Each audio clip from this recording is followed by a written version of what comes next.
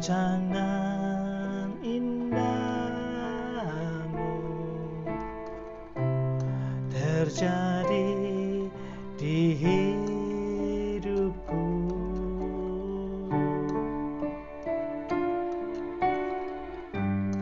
Apa yang mengerti segala yang ku perlu, kasih-Mu sempurna nyata dalam hidupku. Ku bersyukur Tuhan, ku bersyukur Bapa, buat kasih setia-Mu di dalam hidupku.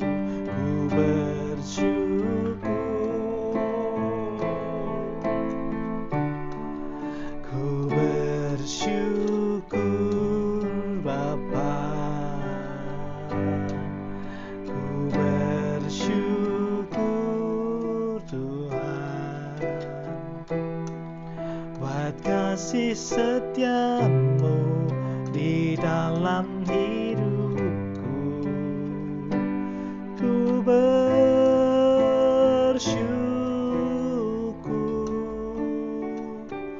Tuhan.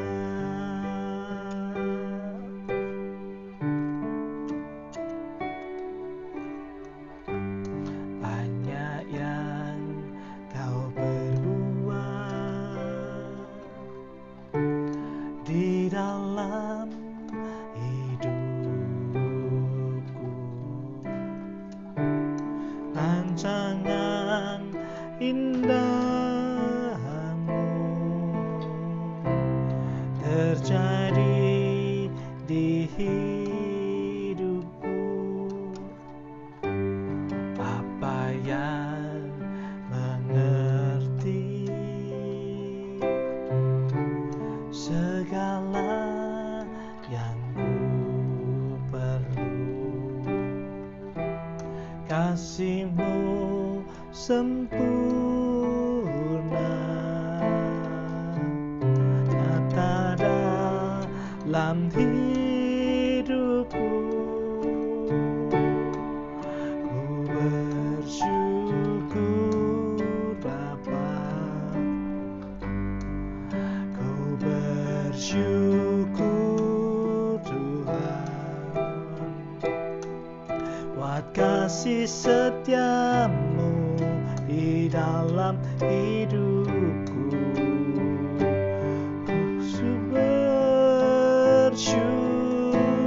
Ku bersyukur Bapa, ku bersyukur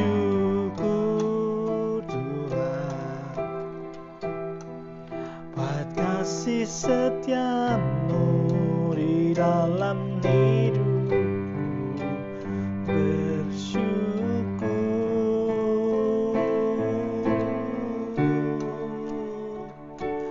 Tuhan.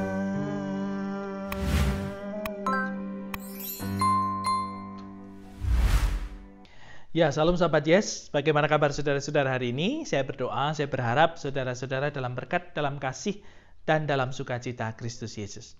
Nah, sahabat-sahabat Yesus, bagaimana kita mendampingi dan mendidik anak-anak kita? Kata-kata apa yang biasa kita pakai supaya mereka bertumbuh dalam kasih Tuhan? Sebagaimana firman Tuhan saat ini akan kita hayati, akan kita dengar di dalam kitab Amsal 5. Ya, Amsal 5 ayat 1 dan 2, demikian firman Tuhan bagi kita semua. Hai anakku, perhatikanlah hikmatku, arahkanlah telingamu kepada kepandaian yang kuajarkan, supaya engkau berpegang pada kebijaksanaan dan bibirmu memelihara pengetahuan. Demikianlah pembacaan firman Tuhan bagi kita semua. Berbahagialah kita yang mendengar, merenungkan dalam hati, dan melakukan dalam kehidupan sehari-hari. Haleluya. Nah, sahabat-sahabat Yesus, bagaimana kita mendidik anak-anak kita? Bagaimana kita mengajarkan kepada mereka, mendampingi sepanjang perjalanan kehidupannya? Ada orang tua yang mendidik anak-anaknya dalam ketakutan. Bagaimana contohnya? Ketika mereka sedang menyuapi anaknya, lalu anaknya sudah mulai ogah-ogahan, makan, biasanya orang tuanya mengatakan, ayo dimakan. Nanti ayamnya bisa mati. Atau jika anaknya tidak suka dengan apa yang kemudian disiapkan oleh orang tuanya, ketika menyuapinya, lalu orang tuanya mengatakan, ayo dimakan loh. Kalau nggak dimakan tuh lihat, ada anjing. Nanti kamu digigit sama anjing. Itu ketika mereka makan. Atau juga ketika anak-anak kita sedang mengenal peralatan rumah tangga di sekitar kita. Kita mungkin mengatakan, jangan mainan pisau. Nanti kamu berdarah. Sehingga hal itu dilakukan supaya anak-anak takut tidak memegang pisau. Atau juga ketika hendak menyalakan kompor atau dekat-dekat dengan api, mereka mengatakan, ayo jangan dekat-dekat api, nanti kompornya meledak. Nah, saudara-saudara, sahabat-sahabat Yesus, kira-kira setelah anak-anak ini dewasa, apa yang terjadi pada mereka? Jika kita mendampingi mereka dalam ketakutan, tentu yang terjadi adalah mereka takut. Apalagi kemudian anak-anak kita ditakut-takuti dengan, ayo kamu nanti kalau sakit disuntik Pak Dokter sakit. Dan banyak hal lagi ketakutan-ketakutan yang kita ajarkan. Ayo jangan keluar rumah malam-malam, nanti ada. Maka ketika besarnya, anak-anak ini punya segudang ketakutan. Karena itu tidak heran saudara-saudara, jika saudara punya anak perempuan, saudara tidak izinkan pegang pisau, saudara takut-takuti dengan kompor yang meledak, maka besarnya percayalah, dia tidak bisa masak. Kenapa? Karena dia sudah takut duluan pegang pisau dan dekat dengan kompor. Atau juga ketika anak-anak kita sudah dewasa, ketika mereka betul-betul membutuhkan pertolongan dokter, maka mereka akan takut dengan jarum suntik. Kenapa? Karena dari kecil ditakut-takuti. Itu yang pertama. Yang kedua, ada orang tua yang mendampingi anaknya dengan mengatakan, ayo kamu bisa. Ketika dia mengerjakan segala sesuatu, ini gimana caranya, bagaimana bisa enggak? Orang tuanya mendampinginya mengatakan, ayo kamu bisa. Atau juga ketika dia mengalami kegagalan, orang tuanya mengatakan, coba lagi dari awal. Kamu pasti bisa. Ada juga orang tua yang kemudian mengajarkan anaknya dengan pendampingan seperti itu. Tetapi, apa sih sebenarnya kata firman Tuhan dalam kitab Amsal 5 ayat 1 dan 2 yang tadi kita hayati bersama-sama. Amsal mengajak kepada kita semua sebagai orang tua untuk mendidik anak-anak kita dengan hikmat. Ya, Amsal mengajak saudara dan saya di dalam Amsal 5 ini supaya kita mendampingi anak-anak kita, kita punya hikmat. Hikmat itu ditunjukkan dengan apa? Hikmat itu ditunjukkan dengan kebijaksanaan. Dan memelihara bibir kita dalam pengetahuan. Artinya, ketika saudara memang perlu mendampingi anak-anak untuk mengenal, belajar peralatan rumah tangga kita, maka ajarkanlah kepada mereka bagaimana cara memegang pisau yang aman, bagaimana cara menghidupkan kompor yang benar, dan bagaimana mengetahui alat-alat di sekitar kita. Supaya mereka punya life skill.